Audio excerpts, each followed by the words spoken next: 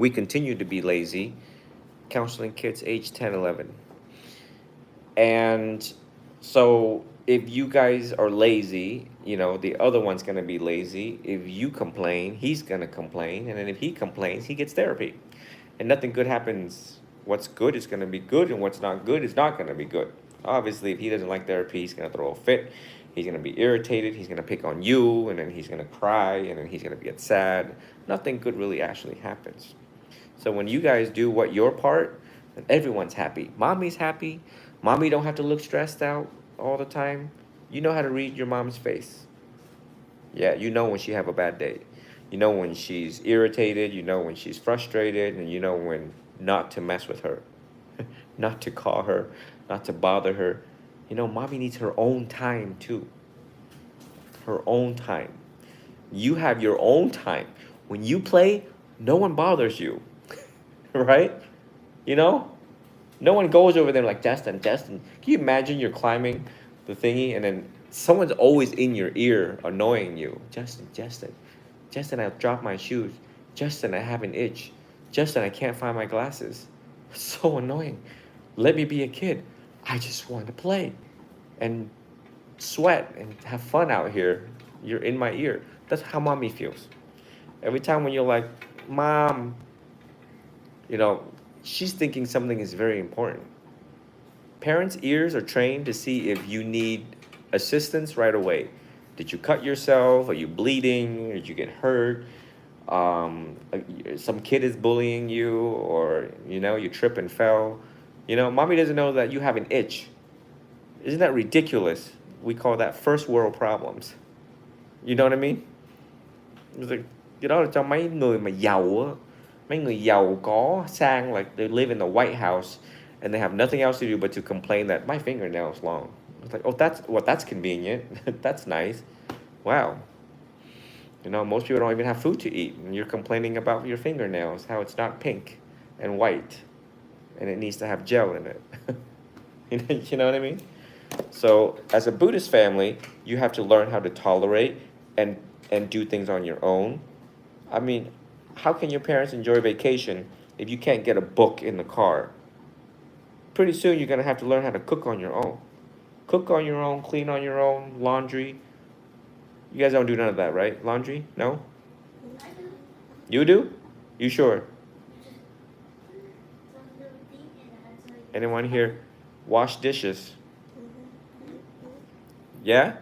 Right, see? You have to grow up. All of us have to grow up. Sue know how to cook. Sue can wash by hand. Sue wash by hand, actually. This is like my enlightenment is when I get to do this and really enjoy it. I really enjoy it. I'm like, ha ha ha ha. Look at the dirt coming off. I feel like I'm winning. Yeah, take me like an hour. So, that's called, that's dukkha. Dukkha is like, people think, wow, this is really painstaking. Wow, that really sucks. Why are you doing that? Well, I like doing it. Because I'm conditioning myself for when life hits me, I don't complain about it. So I need Miss Lindsay to also set the example for your brother to see. You know what I mean? By complaining less. And every time when you're attached to your mom, your brother's going to do that. And right now, I'm here because of your big sister to counsel her.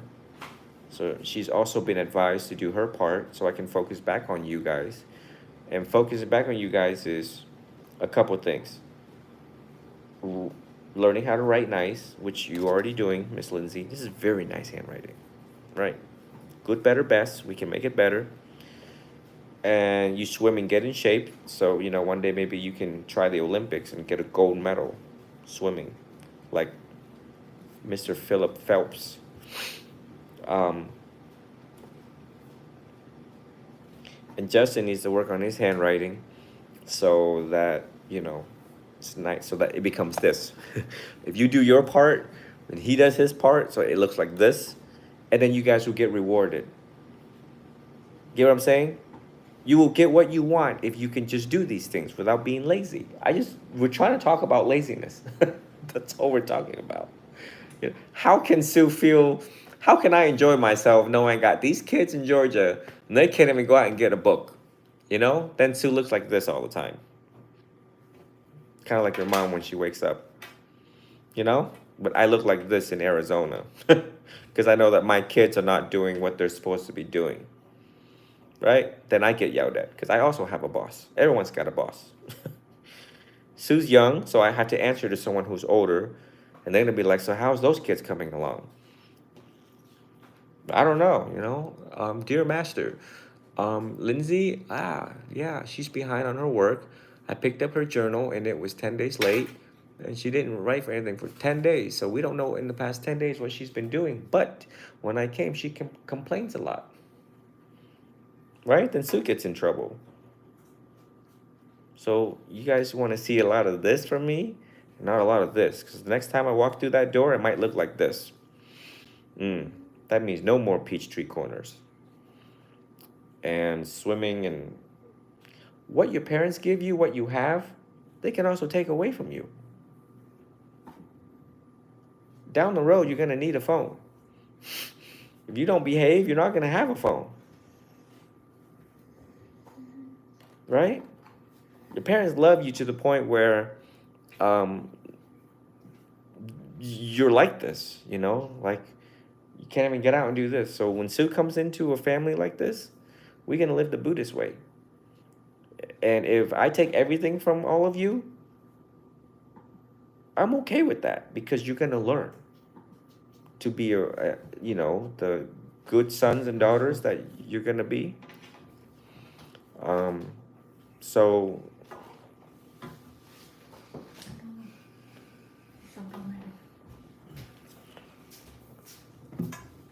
does this all make sense? So tell me, what do you understand so far? No, I need behave, phone. so I'm gonna warn. I'm gonna behave. Justin's like, I'm not gonna behave too. I have to complain less. So I won't stress out. And You guys gotta have your own corners and your own room and space and quietness. You know, as soon as you sit in front of mom, you realize she's right there. So if I call her, she's gonna respond. So you have, everyone's got their own room. You split it into rooms. Just be far from each other and focus, because it's easier to focus. And Justin, let me see what you wrote so far, Justin.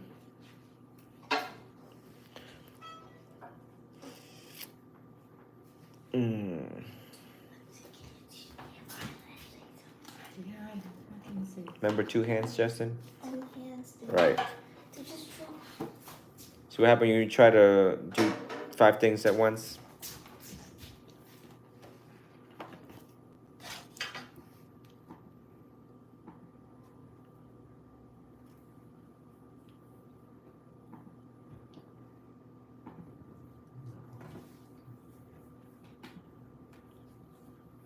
Makes sense. Didn't you have another? Oh, the small journal's done. All the small. You have no idea where it is. Oh my goodness! When you turn 15, 12, 13, middle school, high school, and your teacher's like, "Where's your book?" You're gonna be like, "I forgot it." Oh, you're gonna have bad grades. You know, nothing good happens with bad grades. And you see this right here? You have to learn how to keep everything orderly and neat. This tells me your life is gonna be messy. You realize that, right? No respect for books. That means no respect for anything. Right. You know, let me tell you something. You see Sue's bag? I want you to grab it. Let me show you how I keep my books in my very big, heavy bag with 500 things in it. Yeah, it weighs as much as you, right? Here, look carefully, right? I have to practice what I preach. I can't sit here and tell you to do the right thing when I don't do the right thing. So it doesn't look like that. See that? You see that? No. Look at the edges, right? That's what I look for when I'm inspecting your books. You see the edges? Right. This, if your books look like this, it tells me you respect your clothing, respect what is given to you. See that piano? It might not look that nice in another month when I come back. Because if you can't even keep this nice and neat, what makes me think there's not going to be a scratch on that violin? Right? True or false? Because it was all handed to you and you didn't have to pay for it. So, you know, one of these costs like $2. Yeah, $2. That's, well, you know what we say? That's a lot of money when you don't have it.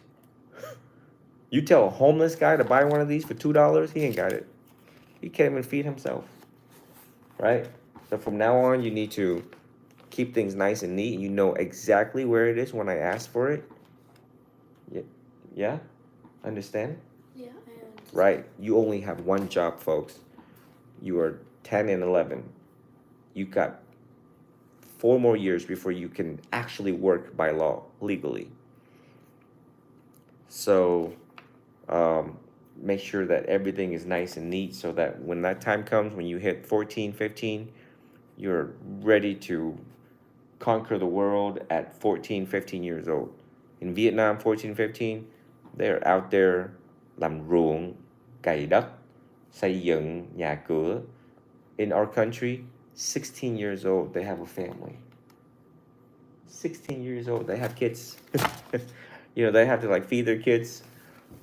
Yeah. So, you know, you guys in America, you guys got it good. Okay? All right. Makes sense so far, right? Right. You are very intelligent, Miss Lindsay. You are the last person, you are the least that I have to speak to, because you're the middle child. Middle child is negotiators.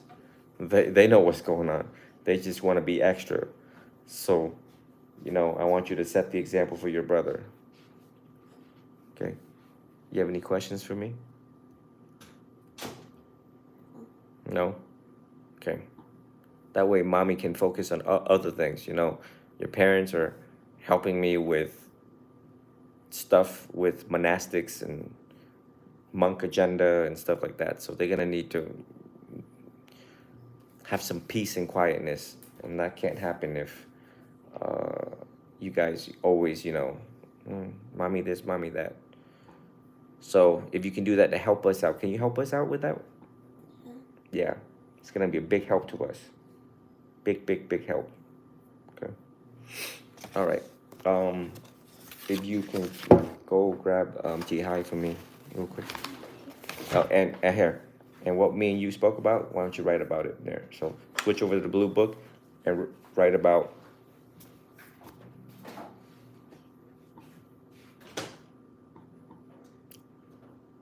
write about attention. I can't even think of the word.